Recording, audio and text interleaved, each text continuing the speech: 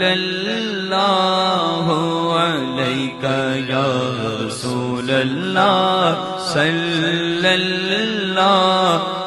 अलैका या हबीब अल्लाह।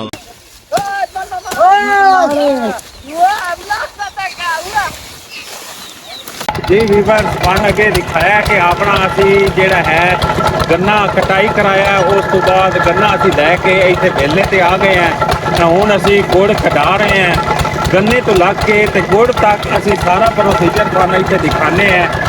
ਇਹਦਾ ਸਾਰਿਆਂ ਨਾਲ ਪਹਿਲਾ ਸਟੈਪ ਇਹ ਹੈ ਕਿ ਗੰਨੇ ਤੋਂ ਰੋਹ ਤਿਆਰ ਕੀਤੀ ਜਾਂਦੀ ਹੈ। ਗੰਨੇ ਨੂੰ ਇਸ ਮਸ਼ੀਨ ਵਿੱਚ ਡਾਲ ਕੇ ਇਹਦਾ ਸਾਰਾ ਜੂਸ ਨਿਕਾਲਿਆ ਜਾਂਦਾ ਹੈ ਤੇ ਫਿਰ ਇੱਕ ਵੱਡੇ ਜਿਹੇ ਡਰਮ ਦੇ ਵਿੱਚ ਇਹਨੂੰ ਇਕੱਠਾ ਕੀਤਾ ਜਾਂਦਾ ਹੈ। ਫਿਰ ਇਸ ਡਰਮ ਤੋਂ ਨਿਕਾਲ ਕੇ ਦੂਸਰਾ ਸਟੈਪ ਇਹ ਹੈ ਕਿ ਇਸ ਕੜਾਹ ਦੇ ਵਿੱਚ ਡਾਲ ਦਿੱਤਾ ਜਾਂਦਾ ਹੈ।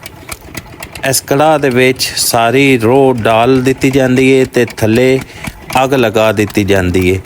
ਅੱਗ ਦਾ ਵੀ ਤੁਹਾਨੂੰ ਦੱਸਾਂ ਕਿ ਅੱਗ ਵਾਸਤੇ ਅਗਰ ਲੱਕੜੀ ਇਸਤੇਮਾਲ ਕੀਤੀ ਜਾਵੇ ਤੇ ਉਹ ਬੜਾ ਮਹਿੰਗਾ ਪੈ ਜਾਂਦਾ ਹੈ। ਇਹ ਦੇਖੋ ਗੰਨੇ ਦੀ ਹੀ ਸਾਰੇ ਜਿਹੜੇ ਛਿਲਕੇ ਹਨ ਉਹਨਾਂ ਨੂੰ ਖੁਸ਼ਕ ਕਰਕੇ ਤੇ ਇਹਦੇ ਨਾਲ ਹੀ ਅੱਗ ਜਲਾਈ ਜਾਂਦੀ ਹੈ ਤਾਂ ਕਿ ਇਹ ਮਹਿੰਗਾ ਨਾ ਪਵੇ। ਇਹ ਗੰਨੇ ਦੇ ਛਿਲਕਿਆਂ ਨੂੰ ਹੀ ਸਾਰਿਆਂ ਨੂੰ ਖੁਸ਼ਕ ਕਰਕੇ ਤੇ ਇਹਦੇ ਨਾਲ ਅੱਗ ਜਲਾਈ ਜਾਂਦੀ ਹੈ।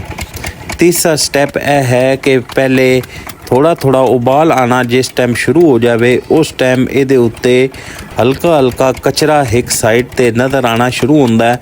ਉਹਨੂੰ ਜ਼ਾਇਆ ਕਰ ਦਿੱਤਾ ਜਾਂਦਾ ਹੈ, ਉਹਨੂੰ ਨਿਕਾਲ ਕੇ ਤੇ ਬਾਹਰ ਨਿਕਾਲ ਦਿੱਤਾ ਜਾਂਦਾ ਹੈ ਤਾਂ ਕਿ ਗੁੜ ਸਾਫ਼ ਤੇ ਸ਼ਫਾਫ ਨਜ਼ਰ ਆਵੇ। ਇਹ ਦੇਖੋ ਵੀਵਰਸ, ਤੁਹਾਨੂੰ ਕਚਰਾ ਇੱਕ ਸਾਈਡ ਤੇ ਸਾਰਾ ਨਜ਼ਰ ਆਣਾ ਸ਼ੁਰੂ ਹੋ ਜਾਸੀ। ਇਹ ਸਾਰਾ ਕਚਰਾ ਜਿਹੜਾ ਹੈ ਇਹਨੂੰ ਜ਼ਾਇਆ ਕਰ ਦਿੱਤਾ ਜਾਸੀ, ਇਹਨੂੰ ਸਾਰੇ ਨੂੰ ਨਿਕਾਲ ਲਿਆ ਜਾਸੀ ਤਾਂ ਕਿ ਇਸ ਤਰ੍ਹਾਂ ਗੁੜ ਸਾਫ਼ ਤੇ ਸ਼ਫਾਫ ਸ਼ੀਰਾ ਸਾਡਾ ਬਾਕੀ ਬਚ ਜਾਵੇ। ਜਿਹੜਾ ਕਚਰਾ ਹੈ ਉਹ ਇਸ ਸਾਈਡ ਤੇ ਕਰ ਦਿੱਤਾ ਹੈ ਸਾਰਾ।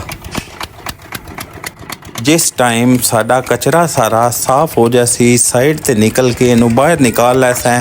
ਉਸ ਤੋਂ ਬਾਅਦ ਮਜ਼ੀਦ 1 ਘੰਟਾ ਇਹਨੂੰ ਉਬਾਲ ਦਿਵਾਇਆ ਜਾਸਣ ਤਾਂ ਕਿ ਇਹਦਾ ਸ਼ੀਰਾ ਗਾੜਾ ਹੋ ਜਾਸੀ। 1 ਘੰਟੇ ਵਾਸਤੇ ਇਹਨੂੰ ਇਸੇ ਤਰ੍ਹਾਂ ਛੋੜ ਦਿੱਤਾ ਜਾਸੀ ਕਿਉਂਕਿ ਇਹ ਵੇਲਣੇ ਜਿਹੜੇ ਹੁੰਦੇ ਨੇ ਸਾਲ ਵਿੱਚ 1 ਦਫਾ ਲੱਗਦੇ ਨੇ ਸਿਰਫ 2 ਮਹੀਨਿਆਂ ਵਾਸਤੇ। ਇਸ ਤਰ੍ਹਾਂ ਦਿਹਾਤ ਦੇ ਜਿਹੜੇ ਲੋਕ ਹਨ ਉਹ ਪੂਰੇ ਸਾਲ ਦਾ ਗੁੜ ਇਕੱਠੇ ਹੀ ਤਿਆਰ ਕਰਵਾ ਲੈਂਦੇ ਨੇ ਤਾਂ ਕਿ ਸਾਰਾ ਸਾਲ ਗੁੜ ਉਹਨਾਂ ਨੂੰ ਮੁਯੱਸਰ ਹੋਵੇ। ਇਹ ਦੇਖੋ ਵੀਵਰਸ, ਇਹ ਹੋਰ ਜ਼ਿਆਦਾ ਗਾੜਾ ਹੋ ਗਿਆ ਹੈ। ਕਿਤਨਾ ਜ਼ਿਆਦਾ ਇਹ ਸ਼ੀਰਾ ਕਮ ਹੋ ਕੇ ਰਹਿ ਗਿਆ ਸਾਡੇ ਕੋਲ।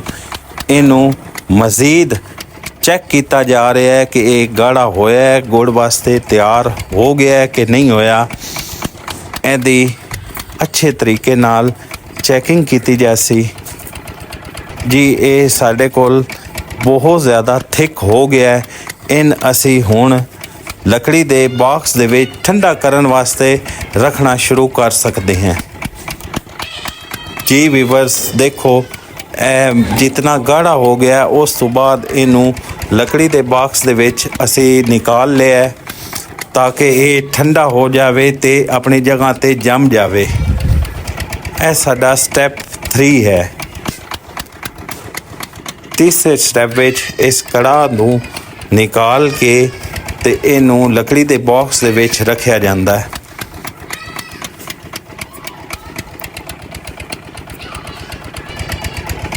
ਇਹਨੂੰ ਮਜ਼ੀਦ ਠੰਡਾ ਹੋਣ ਵਾਸਤੇ ਲੱਕੜੀ ਦੇ ਬਾਕਸ ਦੇ ਵਿੱਚ ਡਾਲਿਆ ਜਾਂਦਾ ਹੈ ਤੇ ਹੁਣ ਇਹਨੂੰ ਅੱਛੀ ਤਰ੍ਹਾਂ ਹਿਲਾਣਾ ਸ਼ੁਰੂ ਕਰ ਦੇਸਾਂ ਤਾਂ ਕਿ ਇਹਦੀ ਗਰਮਾਇਸ਼ ख़त्म हो जाए तो यह अच्छी तरह जम जाए। लोग ये मुख्तलिफ मेवाजात ड्राई फ्रूट वगैरह भी डालते हैं, असी भी ये ड्राई फ्रूट वगैरह डालते हैं। जिस टाइम खुश्क हो जाए उस टाइम ड्राई फ्रूट लैके ये उत्ते फेंक दिता जाता है, फिर इनू अच्छी तरह मिक्स किया जाता है।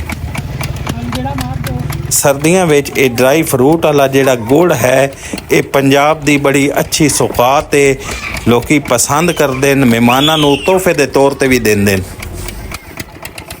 जी वीवर्स ए देखो हाली गुड़ थोड़ा जिहा नरम है, इन मज़ीद खुश्क किया जाता है। उस तो बाद फिर आखिरी स्टैप साडा यह बनता है ਕਿ ਇਹਦੇ ਅਸੀਂ ਛੋਟੇ ਛੋਟੇ ਪੀਸ, ਜਿਹਨੂੰ ਅਸੀਂ ਪੰਜਾਬੀ ਵਿੱਚ ਰੋੜੀਆਂ ਆਤੇ ਹੈ, ਗੁੜ ਦੀਆਂ ਰੋੜੀਆਂ ਬਣਾ ਲਈਆਂ ਜਾਂਦੀਆਂ। ਇਹ ਦੇਖੋ ਡਰਾਈ ਫਰੂਟ ਵਾਲੇ ਗੁੜ ਨੂੰ ਅਸੀਂ ਅਲੱਗਾ ਪੀਸ ਵਗੈਰਾ ਕਰ ਰਹੇ ਹਾਂ, ਤੇ ਜਿਹੜਾ ਦੂਸਰਾ ਗੁੜ ਹੈ ਸਾਡਾ ਸਾਦਾ ਉਹ ਇੱਕ ਸਾਈਡ ਤੇ ਹੈ, ਉਹਨੂੰ ਅਲੱਗਾ ਉਹਦੇ ਪੀਸ ਬਣਾਏ ਜਾ ਰਹੇ। ਲੋਕੀ ਗੁੜ ਦੇ ਚਾਵਲ ਵੀ ਕਾਫੀ ਜ਼ਿਆਦਾ ਪਸੰਦ ਕਰਦੇ ਨੇ ਪੰਜਾਬ ਦੇ ਲੋਕ, ਤੇ ਗੁੜ ਚਾਹ ਦੇ ਵਿੱਚ ਪਾ ਕੇ ਹੁੱਕੇ ਵਾਸਤੇ ਵੀ ਗੁੜ ਇਸਤੇਮਾਲ ਹੁੰਦਾ ਹੈ। ਇਹ ਦੇਖੋ ਸਾਡੇ ਪੀਸ ਜਿਹੜੇ ਹਨ ਗੁੜ ਦੇ ਉਹ ਬਣਨੇ ਸ਼ੁਰੂ ਹੋ ਗਏ ਨੇ। ਇਹ ਇਹਦੀ ਆਖਰੀ ਮਰਲਾ ਹੈ, ਤੇ ਇਹਨੂੰ ਮਜ਼ੀਦ ਹਵਾ ਲਗਾਈ ਜਾਸੀ ਤਾਂ ਕਿ ਇਹ ਰੋੜੀਆਂ ਟੁੱਟਣ ਨਾ। ਇਹਨਾਂ ਨੂੰ ਹਵਾ ਵਾਸਤੇ ਰੱਖ ਦਿੱਤਾ ਹੈ ਤਾਂ ਕਿ ਇਹ ਜੰਮ ਜਾਵੇ ਆਪਣੀ ਜਗ੍ਹਾ ਤੇ ਫਿਰ ਇਹ ਮੁਕੰਮਲ ਤੌਰ ਤੇ ਗੁੜ ਤਿਆਰ ਹੋ ਜਾਏ। ਜੀ ਵੀਵਰਸ ਦੇਖੋ ਇਹ ਸਾਡਾ ਫਰੈਸ਼ ਤਾਜ਼ਾ ਤੇ ਖਾਲਸ ਗੁੜ ਨਿਕਲ ਕੇ ਤਿਆਰ ਹੋ ਗਿਆ ਹੈ।